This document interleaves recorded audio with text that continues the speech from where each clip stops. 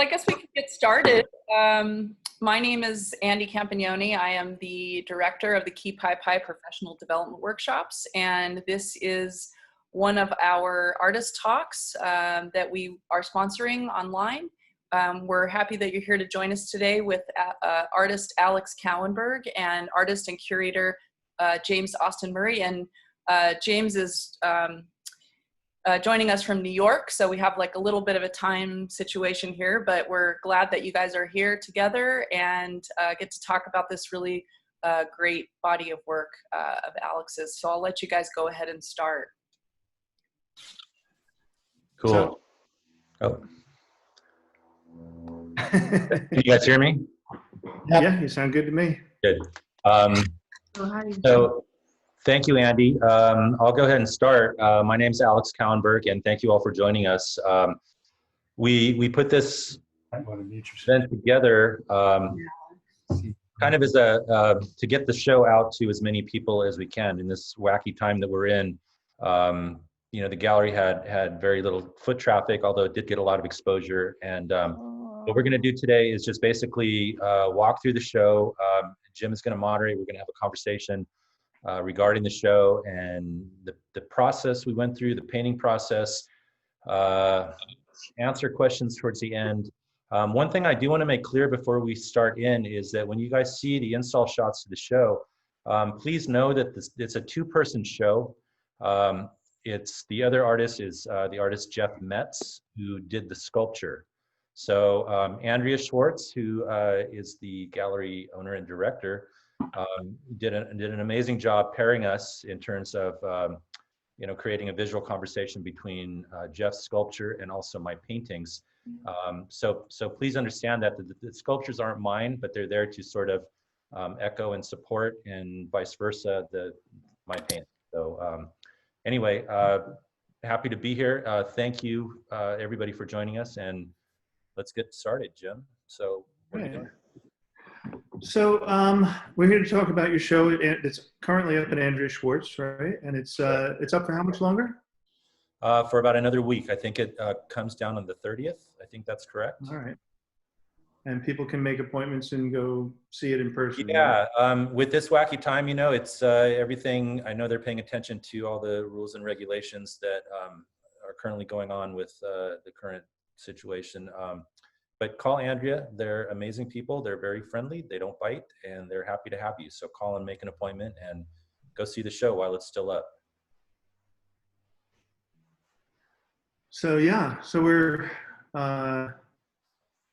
doing this because it is a lot harder to go see art because of the COVID stuff. And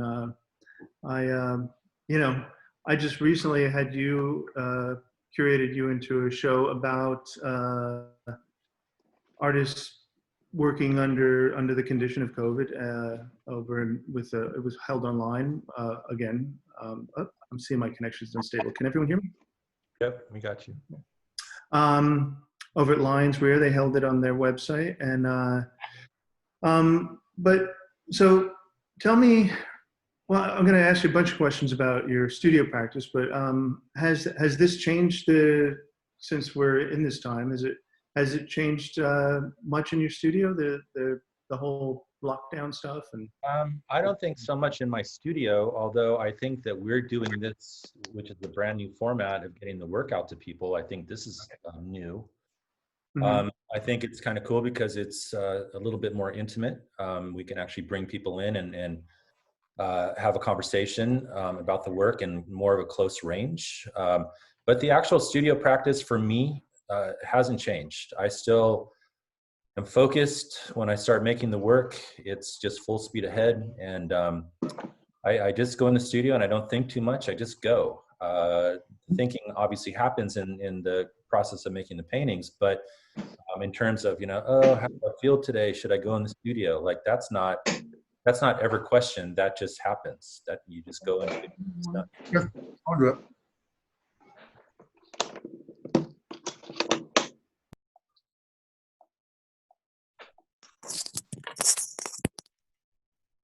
Are you there, Jim? Did we lose Jim?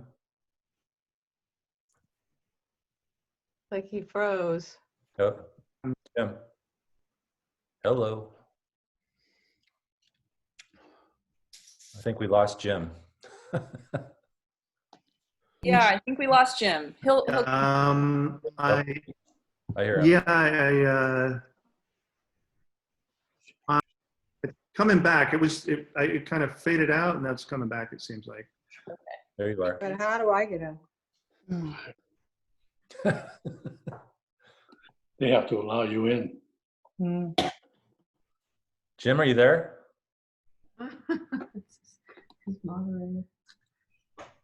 So oh, there's Andrea, and she's not muted either, just so you know we can hear you. Should I mute? Should I mute? Yes, Hi, please. Andrea. How about you moderate now? Jim's not on. Me? No, Andy's much better. I'm back. Jim. Jim is Oh, back. there he is. Jim's back. Technical difficulties. I don't know what happened. It was all fine until we started.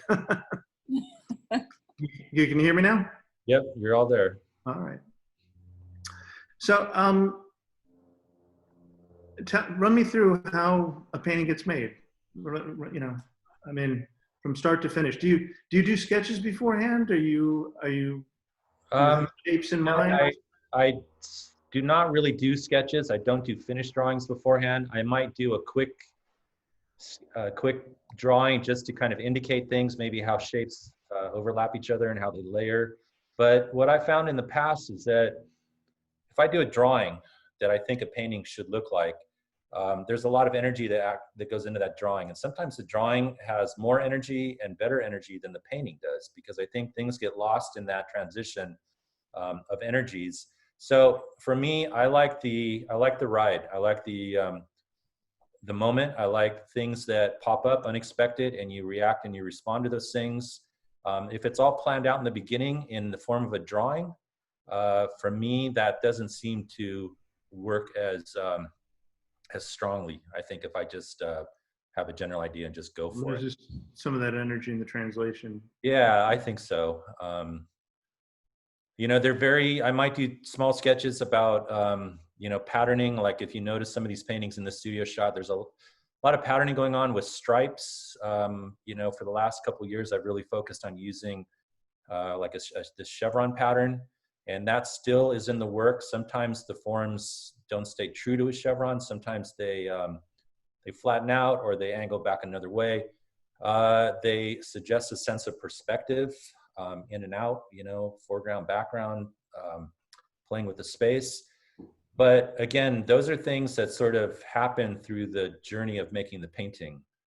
They don't get fully worked out in the beginning. And again, that's what I love about the process, is just the journey. It's going for a ride. And I compare it to, because I surf a lot, I compare it to riding a wave, right? Every wave is unique and different, just like a painting is, and things pop up unexpectedly and you have to respond. You have to either navigate, you go around, you go over, you go through, and a painting is the same way. There are paintings in this show that were, for me, that were made very easily, you know, in very roughly quick time. It was a quick, you know, start it, everything's going, stop. And there were some paintings that took a long time to make because they were just being really stubborn and obnoxious. And, you know, I had to put them off to the side, kind of like a kid being disciplined or something. Put them in the corner so I could walk by them every day and sort of get a feel of, you know, maybe what I could do to this painting or what the next move is. And that too, to me, is interesting because, you know, it'll keep you humble. It'll keep you questioning constantly. I think if it's too easy of a process, then it wouldn't be challenging. Yeah, they kind of take on personalities. They totally as you're do. working They with totally do. them. Yeah. Is that? So I think, right. Go ahead. That, well, this is a very large painting, right? Yeah, this painting is actually a diptych. It's 7 feet tall by 11 feet wide. And this was sort of the first painting that was made to set the tone of the show. I actually made this painting for an event that was part of the Frieze Art Fair. And Andrea Schwartz was there with us when this was exhibited. And, you know, she loved it. At that point, this was like pre COVID, we were talking about ideas for the show coming up, and I said, let's start out with this one. We can use it as a visual anchor in the exhibit itself. We can mount it on the big wall. I think it would look killer. And she loved it. It was the first painting to actually start the tone of the show. And, it deals with a lot of things that are constant in my work. If you look at it going back, I already mentioned the use of the line patterns, the chevrons, even though the chevron is not very evident in this painting. You have to imagine it's still a fairly large painting. It's taller than most people are. It's super wide. You can almost step into it. I love making it in the studio for that reason. But, talking about the idea of scale and how important that is in a work of art. This was like a really cool painting to make. And this actually, for how big it was one of those paintings that went really smooth from start to finish. It was one move, which called out to make another one, which called out to make a third one. And the next thing you know, I'm on this journey and things are getting done. And then boom, the painting is telling you that it's finished. This is a detail of that painting. And, what I'm also using is our spray effects, which are new to the work. I mean, not brand new, but I've been playing with that for a little while now. But in this painting, I love the contradiction between the tight edges, the controlled edges, and the very randomness of the spray. Creates sort of this like atmospheric effect that has been kind of finding its way into a lot of my work. Yeah, I've noticed this new work has a little bit more painterly, a little messier in some ways. It's less hard edge. It's got other elements in it that I find kind of exciting knowing your work as I do. Well, that being said, it's funny because those sprayed areas are totally controlled. I mean, they do come across as like these random, just quick hits and pops of things, but a lot of times I make it, and if I don't like it, I paint it out and I repaint it again until it's just that right hit. And, in terms of like editing and controlling the situation, that's always been an important part for me. Let you control the painting, don't let the painting control you. Right. All right, what do we have next? So you can see that painting that we just looked at, which the title of it is Station to Station, is on the wall towards the background. We have a sculpture in the foreground by Jeff Metz. And then the painting on the right is called Manta. And, Andrea Schwartz did an amazing job curating the show and hanging it. I mean, I got to speak a little bit about maybe how I thought it was, but ultimately that's her space and she knows that space super well. And there's so many great moments and angles in the actual gallery where the paintings have a conversation with each other. One's across the way, one is sort of catty corner, one's on the opposite side of the gallery. And, they did a really good job with installation shots. And I think this one really talks to, Manta really talks to Station in a situation like this. Not only from palette, but there's a movement that happens in the painting. They definitely feel really connected, especially in this shot, For sure. How do you come up with your names? And can you tell me about the names of these two pieces? Well, titles are always unique. I think, much like you were saying in the last slide or two, that the paintings have they take on a personality. I think that's just by the name it's given as well. The way I come about entitling paintings is that I just keep a page of just, words and phrases and names, and sometimes it's a quote or sometimes it's a sentence. And I keep those just in a file. And when it comes time to, in this situation, naming a painting, sometimes I'll think of it as I'm making the painting. It throws out weird, quirky moments that the painting, oh, that reminds me of this situation, or reminds me of that. So what I do is I look down that list, and the words come from random places. It could come from me driving on the freeway and seeing a billboard or the side of a truck, and all of a sudden there's a word or a phrase or a portion of that like that would make an interesting name to a painting. Or I'll listen to music. I'm a huge music fan. Titles to albums, titles to songs, lyrics in the songs. When I'm painting, there's always music going on. So, things kind of stick in my mind, and then I'll jot something down. I'll think that could make a good title for a painting. So now comes a moment of sitting there looking at the paintings and, which one gets what name. And sometimes they're very direct. Sometimes they're very obvious. And sometimes they're not. They're more kind of suggested and more distant. I think in this show, you know, Andrea and I were talking when we were hanging it and had the show, the opening.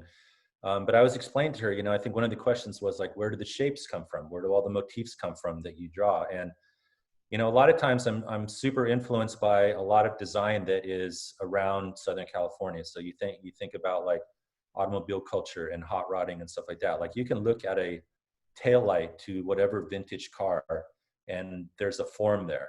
There's an abstracted form there. So I might get started with that. And, you know, people may not see that right away when they look at a painting. Just like a title, you might not put it together with the painting, but at some point it starts to make sense. You start to look at it and say, oh, I see it. There it is. There's a connection. So I like that subtlety that happens and that suggestion that happens too.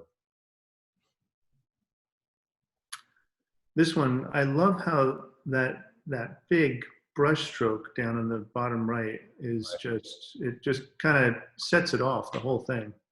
But well, again, you know, I just when I make a painting, I try to keep it fresh. I try to keep it interesting. I have a bag of tools that I draw from in terms of mark making. And, you know, that just happens to be a mark that is generated through the process of, you know, laying texture down, adding paint to it, sanding, subtracting, adding more to it. And so many aspects of the painting are just about that subtractive and additive process. But you're right, that mark was really fun to make. That was a very gestural mark that shows a lot of my hand involved in the making of the painting. Where, you know, a lot of other areas are very controlled and it's very taped and matte and, you know, tight, where this is something that breathes a little bit more. right. I see there's that one sort of pink part, if we could go back for a second, it almost looks like there's tape on it, like a red tape. Is it that? Well, you know, I think that's a great sort of prompt right there, because so many times in the studio where I'm masking off a shape and I use tape as a material, and so many times I just keep moving forward and I don't stop to think about it. And that's something I've been working on a lot lately, is to pay attention to the moment where, you know, maybe I could mimic that tape mark in paint. You know, the mark itself is a great mark. So let me see if I could bring that actually into the paint. So, you know, it's more of a literal suggestion that there's tape in there, but it's actually paint. So it's sort of an entendre of sorts. You're actually taking the tape and that you use to make the painting, and you're right taking that image into the work itself. Right. So, and then this painting, you know, the name of it, going back to how I title paintings, you know, the name of this painting, Manta. You know, if you look at the two forms that are in the middle, there's that sort of purple, and then the silver has this sort of like ray effect. You know, we were throwing around ideas and names for the painting, and Andy suggested that, you know, oh, it looks like a manta, because for so long that top shape wasn't in there and it was just the purple shape. And so when I added the top shape, I'm like, yes, totally does. So, you know, she gave me a great suggestion on the title for that painting, that it sort of references a manta ray. Very cool. Nice. All right. What else do we got? Nice. This is one of my favorites, the one in the center there. Yeah, that painting is called Substitute. I love that painting as well. You know, the general palette, if you think back to that painting, Station to Station, the large diptych, was very, you know, a lot of grays, a lot of orange underpainting. Everything had kind of a hot pink kind of flavor to it. And this painting, you know, I kind of took a cooler approach to making the painting, a cooler palette. The blue and the green and all the little offshoots are, you know, there's definitely a connection to water. Being in the ocean so much, all the time, my whole life, basically, there's always a reference to water somehow. The idea of light and space and the glare that light creates here in Southern California off the ocean, and all the different effects, the hot points, the highlights. I was hoping to kind of get in this painting, and the detail that we have of this, you can see there's all kinds of different blues going on. There's like pearls, there's splatter from the spray paint. You know, you got like complementary colors relating to maybe different kind of atmosphere situations, the blue against the orange, you know, there's green in there. I have fun making these. I mean, it's just one step to the next, and all of a sudden the painting is done, you know, and again, it's about that journey. This is a great shot because it shows how much relief you leave on, and that's not apparent from the large shots of the images. That's, you know.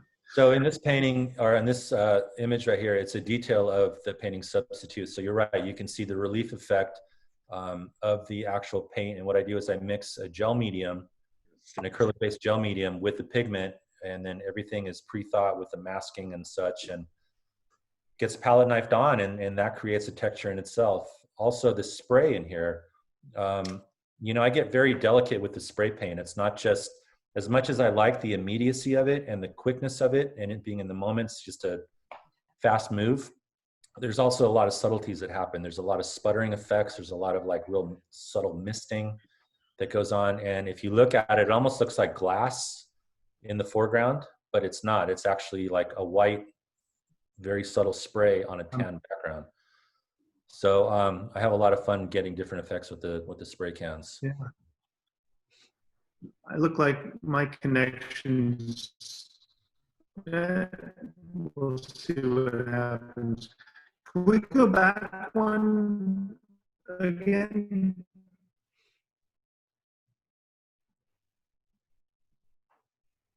Did we, Jim? Oh, Jim? I've lost everybody, I think. Can you hear me? We can hear you. Yeah. Ah, there we go.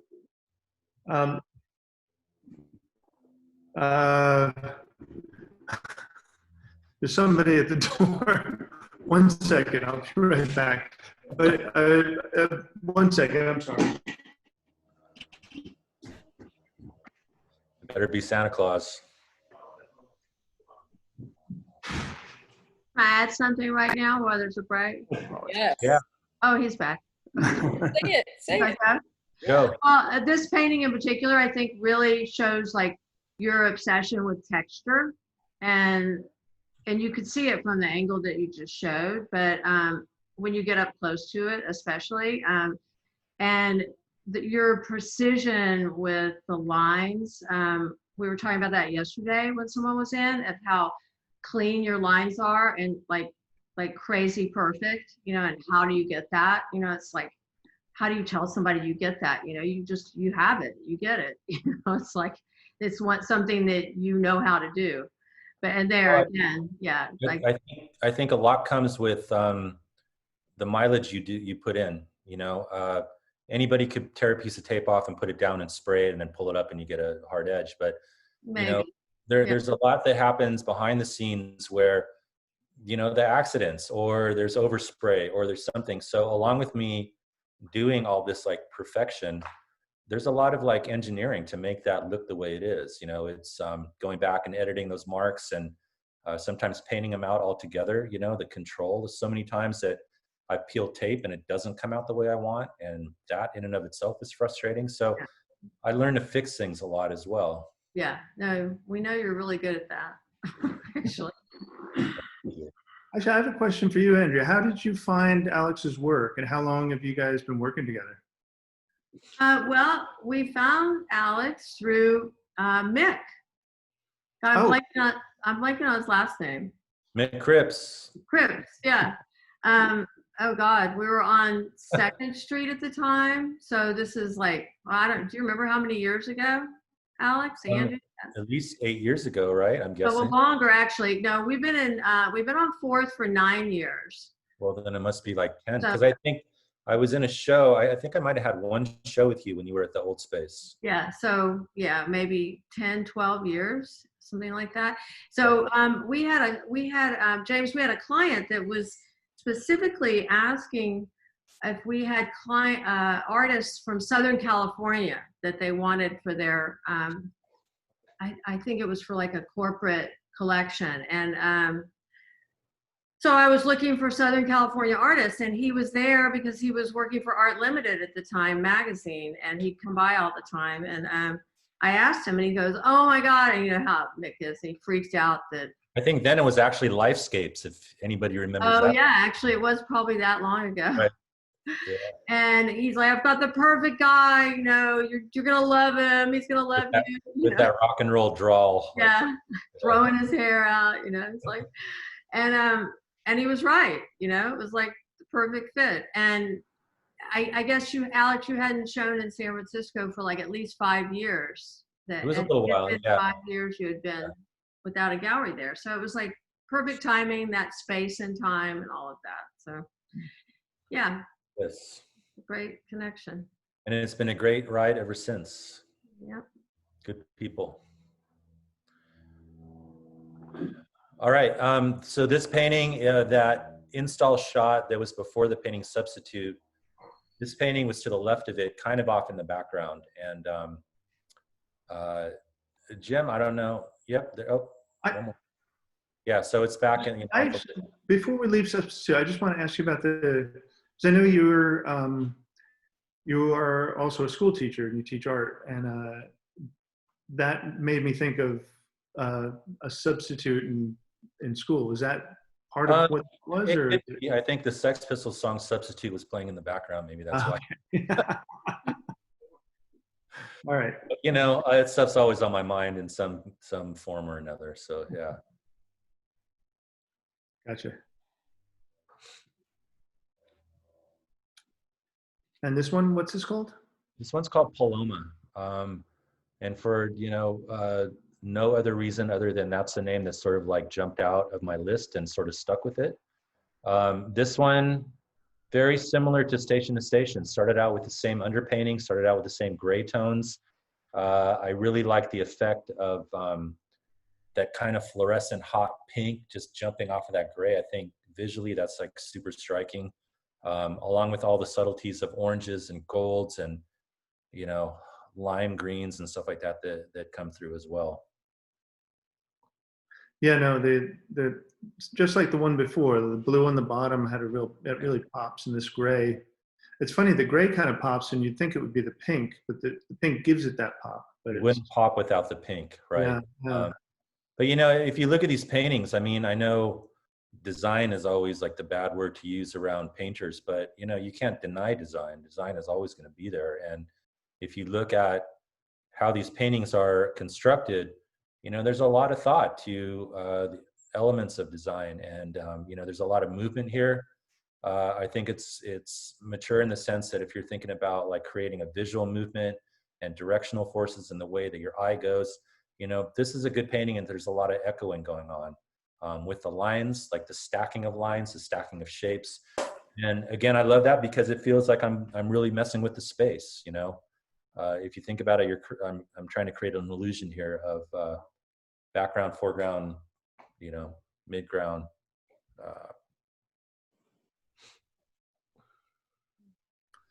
Again, I love that texture, how it really, it just pops through. Right. And so, Andrea brought up the fact that texture is an important part of my paintings, which it definitely is. Surface qualities. So, you have some that are very flat, whether they're sanded or they're sprayed or whatever. There's some that are masked and pulled with a palette knife with a gel medium, and you get certain effects that the hand creates in that. I love the contradiction of all those things.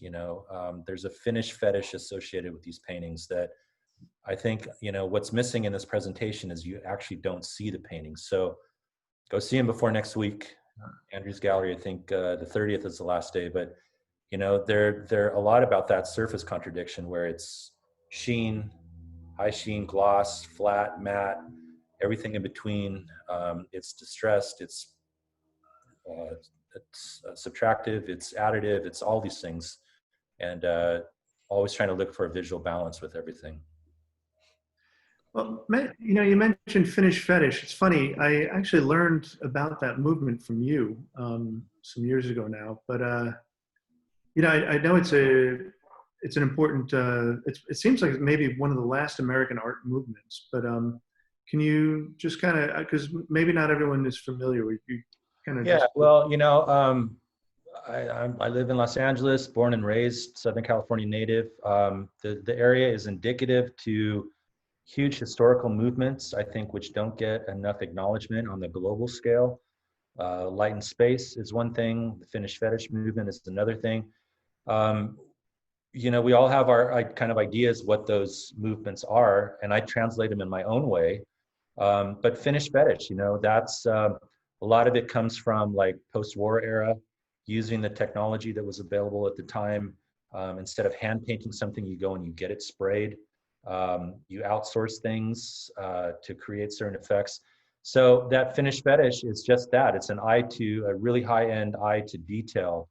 The surface qualities of a painting or an object have to do with that. And I think that's all related to Southern California. Also, Southern California being like the hub of the aerospace industry. And Andy could talk a little bit more about that for with MOA being up in the high desert, which is like ground zero to the aerospace industry, and the materials that were fabricated at that time. So you had a lot of artists dealing with resins and plastics and all kinds of like non-traditional art materials. And all of that came from Southern California. So growing up here, subconsciously, I was around all these things, you know. And so now as an art maker, in terms of trying to tell my story through my paintings, that's a big part of my story, is just being around all of that from being a child up. And you know, trying to incorporate that into my work. And I think, you know, we touched on the idea of precision in my paintings. You know, that could come from that Finnish fetish movement. Color. Can I jump in real quick on that? Yeah. Just like the whole idea historically of Finnish fetish was the removal of the artist's hand in the in the process, in the sculpture.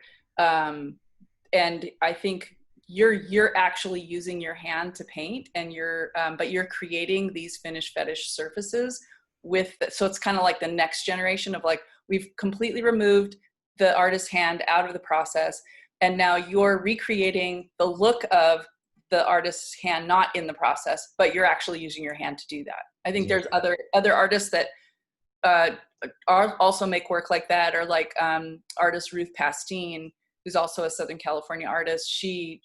Her work is very similar, where it looks like it's machined, but it's actually painted by hand. And it's kind of also going back to like the idea of like what you guys were talking about earlier, like this painting, which is called Blaster. I'll talk about this more specifically in a second, but this also has the mimic of the blue painter's tape, which is not that. It's painting the blue painter's tape. So it's kind of like taking Finnish fetish a step, you know, a little bit farther, and painting that look by hand, if that makes sense. Mm-hmm. Absolutely. I don't know, like a trompe l'oeil effect, or who knows what. Well, But yeah. this painting, Blaster, Jim, I know in talking to you before we set this up, this was one of your favorites in the show that you responded to. But, you know, if I could tell a little bit of a backstory behind this painting, I again, growing up here, I spent a lot of time surfing. If you grew up in Newport Beach, like in the 80s, and surfed in Newport, and surfed when like the Echo Beach era and Studio 54 and all those great things were going on in Newport, it was just that. It was the beginning of MTV. Everything was just bright and flashy. And so for me, I was doing paintings that were just that. I mean, that fluorescent pink was so indicative of a lot of design coming out of that time, which for me, I was a teenager. I was like that was just a huge imprint on my visual, language at that point. So it was the pink, the underpainting, the use of the line, the going back to the chevron, that graphic sort of print of the chevron is definitely a grabber. And then how do you put all these things together, and make something out of them? Yeah. It's funny because the chevron seems to part of the background, but I know you recently did a big sculpture up in Lancaster of chevron. Tell me, where did the chevron come from? Because a few years ago I hadn't been seeing it in your work, and now it's. Well, I think it just sort of morphed. So, the use of line, which has always been part of my work. So then you're playing with the scale of the line. All of a sudden the line gets to be so thick that it actually looks like a line pattern. And it morphs from like one singular line to stack lines, which bigger stack lines and like, let's angle this now and create a sense of movement. So the chevron, and then also I was playing with perspective in my painting. So I did a whole body of work that dealt with like these kind of corner issues that was like based on formal 2-point perspective. So I was just playing with line, and the chevron to me seemed to be the most visually appealing. You know, I don't have any other higher reason or calling on why I use the chevron other than it's just visually appealing to me, and it creates a lot of like visual force and movement. Gotcha. All right, cool. Yeah, I just, for me, the black and that pop pink, they just really, you know, it just like hits me. And well, I think, you know, it's all those things, and all the paintings that we just saw, there might be 4 or 5 in the show that we left out, and not for any reason in particular. These are just the ones that we agreed upon. But, you know, for me, the success of a good painting is when it starts speaking back to you, and in more of like a friendly way. Like, okay, I'm working, like this is starting to happen. I look at my color palette, color choices. You know, it's super important. What colors work well together? What colors don't? Maybe I'm after that effect. Colors that kind of are obnoxious and don't work well together. right. Maybe I'm throwing in a hot pink just to like piss off the situation. But maybe that hot pink is complementary to other things. I don't know. So again, that's the excitement of the journey I take in the studio, you know, and I'm in my own head. There's nobody telling me how to do it. I'm making choices. There's a lot of editing. There's a lot of painting out and removing things once I put them in. That's not working the way I thought it would work. And for me, it's all a ride. It's all a journey.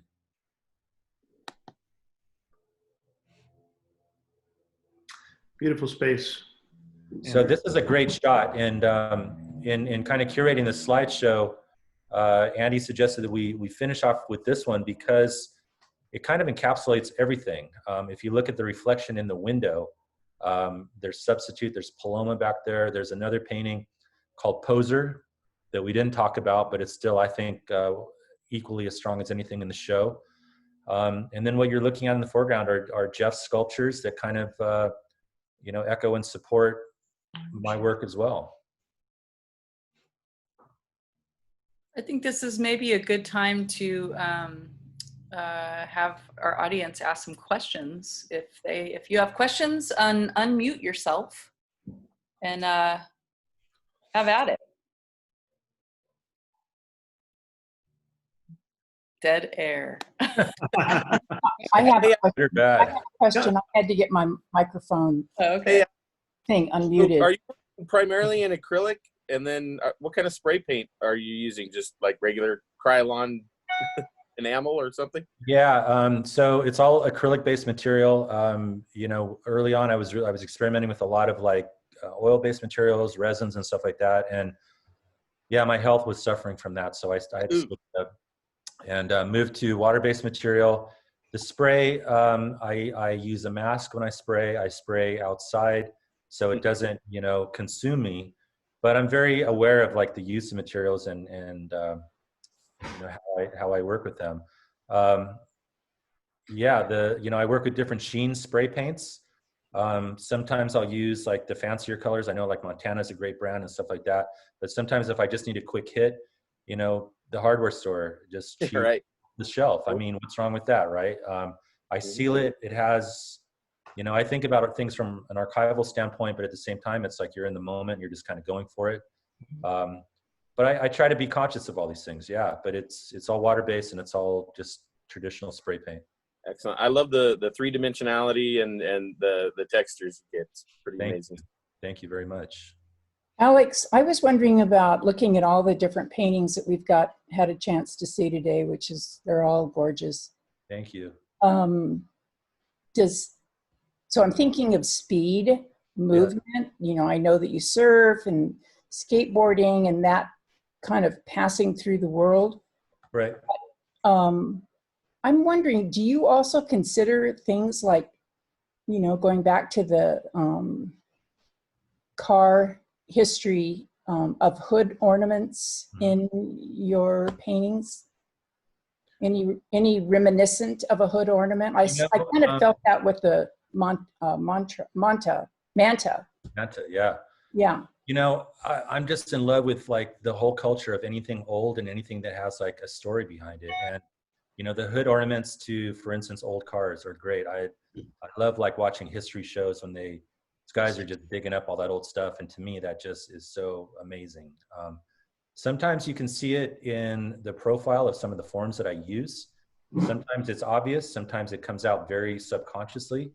But I think the aesthetic of just car culture, especially growing up in Los Angeles and Yeah. custom car culture, hot rodding, super important to the visual environment here. And, you know, I remember as a kid, you know, my dad, the first car we had was a 1959 Chevy Impala. And anybody that knows the design of that car, that's an amazing car, you know. So those wings that kind of stick out horizontally and the taillights and, you know, I don't know if that was like early design for me or not, but I see Mike back there. Hi, Mike. So yeah, I do think about that stuff. I totally think about that. It looks like it. Yeah. I noticed in that very first painting you showed, I think it was the one that you had for MASH Gallery when they had their event, that there's floral. There's a reference to florals. Am I right? That painting, if you see it, you're probably right to some degree. I mean, there's so much information that's stuck in my kind of visual archive file. You know, I mean, you know how much time that we spend in Hawaii. That Well, stuff that's what I was seeing. It was like, I don't know, orchid or, you know. I think it also has a lot to do with like the torn paper and the sprayed edge that creates this very organic effect opposed to all the geometry that happens in the painting. So I think that might suggest that, you know, the subtle sprays in and out could also have that nature feel to it. Yeah. But yeah, you're not wrong by saying that. I mean, a lot of times things are consciously done, but the beautiful surprise is that things come out of the subconscious and all of a sudden they manifest themselves and they're in the painting in front of you. So I think you're right by seeing that. I think that's definitely dead on. I think it's interesting because there's such soft pastel, classically feminine, I suppose, as they say. And that contrast between that and, you know, that more masculine shape, you know, the black and the white and the speed and the. I like that you reference speed too, because I don't think a lot of painters talk about speed in their painting. And I think that's like really important to making a strong painting is the variations of speed that you have visually, also in the use of materials. You know, you can think about a flatly painted field opposed to something that's been like splattered with a mallet and you got this like burst of energy going on. How quickly the development of the painting happens, the journey that happens, how quick you get from beginning to end. You know, I think about speed a lot in terms of how that affects what I do and what I make. I think that's super important. That's good that you touched on that. Well, you surf and you ride a skateboard and there's a lot of speed involved in that. There is, but it's also, you know, sometimes, you know, the slow moments are also key. So it's that contradiction of going too fast and going too slow and finding that sweet spot where it is, you know, in the moment that you're trying to get it. Mm-hmm. Any other questions? No? Can I make a comment? Yeah. What's up, man? I think it's really. Mark. Yeah, Mark. Hey, Mark. Hey, Mark. Yeah, I don't have good Zoom etiquette. I don't even know how to do it, but I think one really strong thing about this body of work is that, you know, I've known you 20 something years now. And there's been generally, and this is in no way a negative, but there a lot of singular bodies of work going into a gallery. There's been a motif. I remember, for instance, one that sticks out was almost like a guitar pick. And that was an entire, you know, that was a body of work. And I think what's really fascinating with what you've done here is you've departed from a motif. and it's become just this wide open arena. And I think it's really, I mean, it's amazing work. It's really played itself out. Thank you. Thank you. Yeah. Well, I mean, I think you're onto something. You know the history of the work. You've seen the progression of work over the last 20 years. But you're right. I think, what's happening, and who knows, the journey that's going to happen in the future here. Maybe I'll refer back to something else. But what I like now is that the forums get so buried in pursuing breaking the flat plane and space, and that if you have that guitar pick and you put another one on top of that and you put a third one on, and now you're 10 guitar picks deep over that original form, and I choose to only highlight slivers of moments that happen from that first form based on the abstraction that happens in the process, then that form gets totally obliterated, but there's still reference to a substructure. Yeah, I think it's really, I guess Manta actually is a really good example of how a lot of the really heroic movements I've seen in the studio, your studio, Right. You're just putting them all together. There's the intense brushstroke, there's the simulation of the tape mark. Well, there's definitely a lot of clashing in this painting. If you think about it, like that yellow mark, Jim, you talked about it earlier, where it's a very organic mark. The hand is involved in making that. That's definitely not machine. You got fat brush strokes and you got directional pulls, and there's a speed that happens there. And you looked at the rest of the edges in the painting, and things are like perfectly lined up, and just so one balances the other, I feel. Was this one of the earlier pieces that you made in the show, or near the end? Manta was maybe a quarter of the way through. Okay. This painting gave me a hard time. I'll have to admit going back to the speed of it, it didn't function the way I wanted it to. And again, my philosophy of being in control of what you're doing, it wouldn't let me have control. It kept bucking and bronking and whatever you want to call it, bucking me off of it. And finally I had to put it in the corner and walk by it several times. And finally it was telling me what it needed. And, and I think that's important too, is listening to the paintings. You're not just putting stuff on a canvas. You're listening to what the painting wants and needs. Maybe it needs something up here. Maybe it needs to get rid of this down here. Maybe by adding this, it's going to complement that. It's constantly a question and answer session that goes on in my studio. I think it's interesting how the hand brushwork relates in, I guess, in color and location to the spray that's right above it. So it's kind of like, a hand in control, and then it just disperses.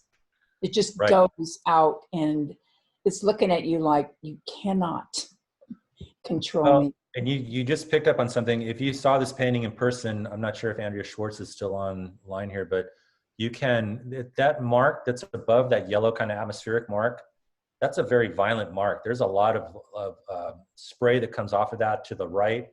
It kind of clashes with this like hot pink orange underpainting to the left. But you're right. It kind of is this diffused color that comes off of that hand mark from the bottom. But that's one thing, again, that I don't think technology is helping us with, is the actual experience you have with standing in front of these and being able to interact with them and see them on that level. Yeah. It's a beauty. Thank you. And we have one of the things that we did, that Steve did, is, and I know Andy and Alex are aware of this, is shoot a lot of detail shots that are, just to point out, they're all on our site and on Artsy. So you can get more of a sense of the work since people aren't coming out, so that's one of the things that we've changed specifically on our site. And you've seen some of them, obviously here, but there's several of each painting, so you can kind of get it a little bit better, because it is hard to see when you look at it flat on the screen. Yeah. And then one other thing I wanted to point out is that for me, one of the highlights of the show is the palette that you chose. The way it's not just one palette, that it's like half the show is like very neutral, but with pops of color. And then the other half is like much brighter, like Substitute. So I think it's a really interesting play, the balance, and that it's not all a similar palette. Well, you know, I thought about that in the studio, making this body of work, like how is it going to all relate together? And I think the installation shots are really beautiful because there's a language that a language through the visual conversation that happens, you know, with how the position of one painting in relation to the other paintings. But I think about that in the studio when I'm making these things, like how are they going to all work as one cohesive unit and not just singular. Yeah, you don't totally know until you have it in the space. You know? Well, and you know, your space, when I delivered the painting, the work, and we even laid it out before it was installed, read completely different than how it was in my studio. Yeah, exactly. Yeah. Way better, as a matter of fact. Well, that one with all the hot pink, I look at that and I go, that is California, Southern California. Specifically, like it's called Blaster, and if you know anything about surfing, Peter Schroff, who was the shaper from Newport, Schroff Surfboards, had a line of like really far out, just 80s over the top kind of plastic fantastic, just twin fin, quad fin Blaster surfboards, and that's where this came from. You know, it tried to kind of capture that craziness of the time. Love it. I think that's it on the questions, Alex. Okay. Well, I mean, that being said, how are we on time? Just about there, right? Yeah.